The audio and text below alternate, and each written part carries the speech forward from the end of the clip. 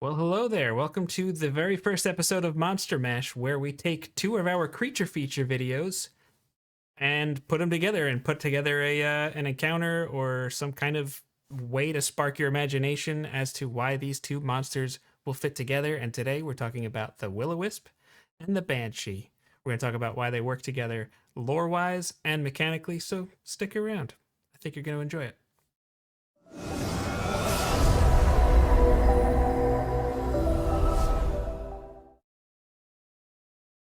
Everybody, I'm Josh from JNJtabletop. With me, as always, is Jake. And today, as you kind of heard in the intro, we're doing our first episode of Monster Mash. And that is where we combine two monsters from previous creature features and create something awesome with the two of them, or maybe more than two of them. But we've only done two creature features so far, so it'll be two this time. The two of them were the Banshee and the Will-O-Wisp. So you should definitely check out those two videos. Links will be in the doobly-doo, which is the description, and then also probably at some point in this video they'll do a little flyby, you know. So That's kind of like what Will-O-Wisps do. it is kind of like what Will-O-Wisps do. Yeah. Which is, speaking of which, Will-O-Wisps, right? We'll start off with a little description of each of those before we get into the meat of it. A Will-O-Wisp is like it's a little nasty ball of light. It looks nice. It looks inviting. It's like a big firefly. It's like if a street light and a firefly merged Yeah. and then got evil and nasty. I see where you're going with this, and I like it. Yeah, they're these orbs of light that feed on despair. And they're always in areas where there's like some sort of sadness or sorrow or nastiness going on. And then they go in and they just try to soak all that up. And I don't know, they eat it and poop out hate, I Yeah, they're guess. hungry. Yeah, They need it. right? Hey, we eat other kinds of food. They eat despair. It's all good. It is what it is, you know. Yeah. Different cultures. I listen. I worked in early childhood education, and I will not yuck someone else's yum. So that's the Will-O-Wisp. Now we've got the Banshee, and the way we like to describe this is they're nasty little creatures that used to be South Pole elves, and they were super cranky, and now they are this cursed, undead, screaming spirit that really just kind of can't get over how it all ended and why they're there. And yeah, anything that's good, they don't like it. They don't like happiness. They want to take your happiness. And I mean you as the player, not even just the characters. They're trying to take it away from you. They don't And, pass the vibe check. Nope, they don't. They are not. They are not interested in vibing. That's what the kids say, right? Yeah. Yeah. Okay. But that gives us these two creatures that just there's just so much like bleh with them, you know. I feel like I could say so much despair, so much sorrow, so much hatred, but I feel like bleh just kind of describes it best. Yeah. Um, And the Will-O-Wisps like that. they They're, they they're do. into it. They do. Exactly. So as far as like why these creatures work well together lore wise, I think it's banshees are considered sorrow bound, and that means they must stay within a 5 mile radius of the place where they died, forced to relive every moment of their life with perfect memory, aside from the fact that they take no responsibility for anything that happened. Part of the banshee's life is the slow decay into the nasty, horrible creatures that they are now, where they're just constantly sorrowful.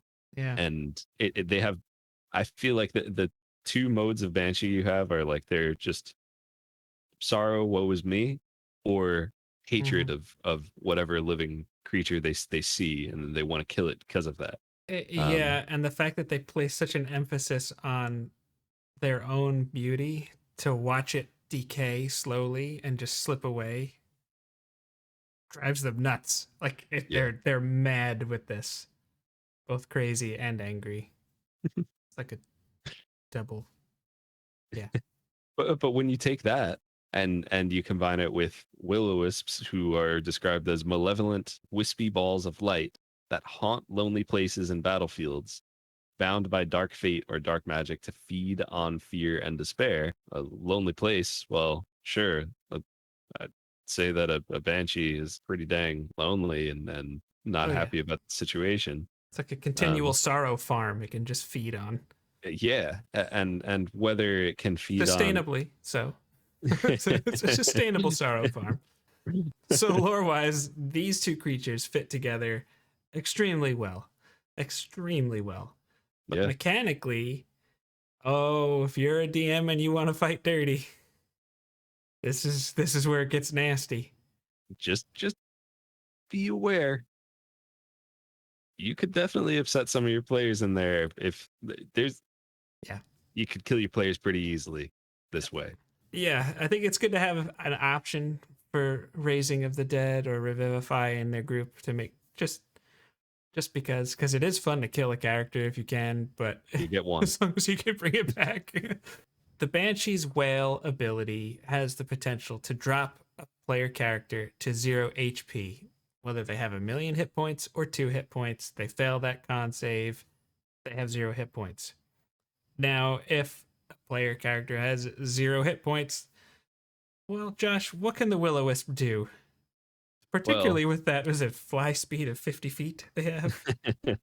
yes, not to mention that the ability that they have, Consume Life, is a bonus action, meaning if they needed to, they could take the dash action as their action and then fly 100 feet, Boop, boop. which Yep. is bigger than, I mean, except some small cases and obviously Theater of the Mind. 100 feet is going to cover the majority of most of your battle maps. Yeah. Yeah, most So, monks aren't even going to keep pace with this thing. but Consume Life is a bonus action where the Will-O-Wisp can target one creature that I could see within 5 feet of it that has 0 hit points and is still alive. Target must succeed on a DC 10 con save against this magic or die. If they die, the Will-O-Wisp gains 3d6 hit points back. So Dunzo. they're like dead, like done. Like that's it. Like, don't worry about your death saves. Yep. You're dead.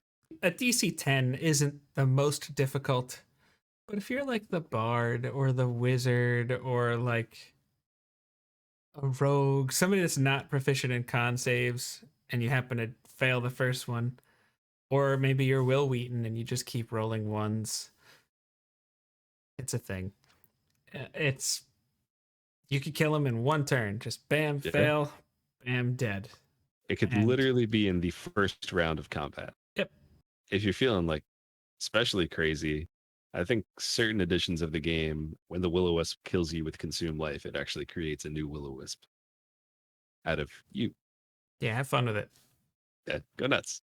It's just two creatures that I've never seen them together before, No, but they me neither. work so well both in lore and mechanics. And I think it makes total sense for a Will-O-Wisp to try and they would probably smell the fear and despair, if you will, and they would just hang out around it. You know, they're faster than the Banshee. They're not tethered to a specific spot. And, you know, monsters know what they're doing too, especially if it's how they survive. They're gonna know, hey, we follow this thing around.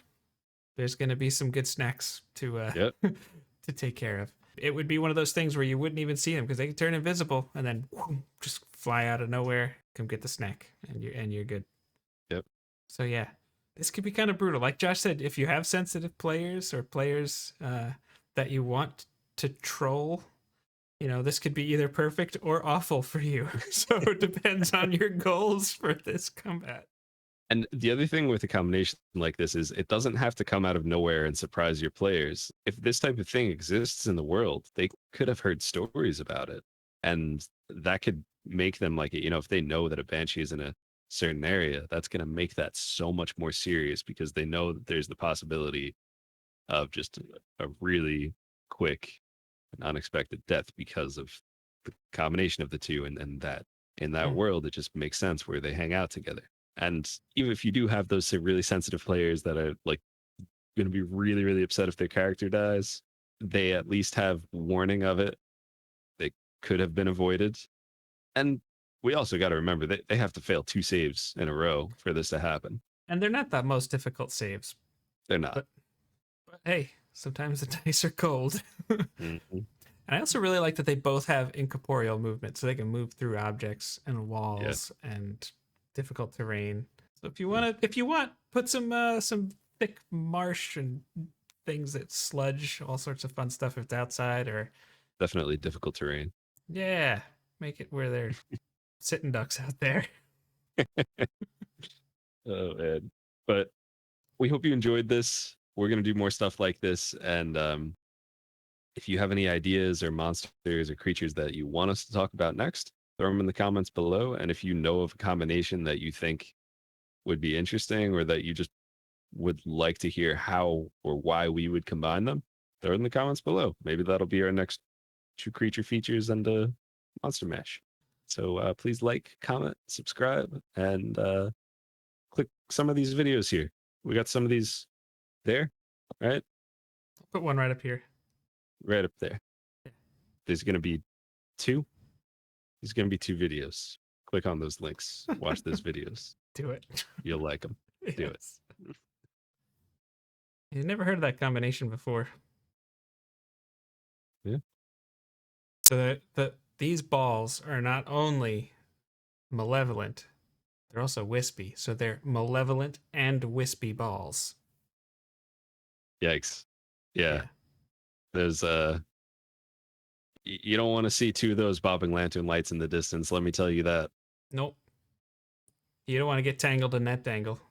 Mm-mm. Mm-mm. No. Yikes. Malevolent and wispy. That haunt lonely places.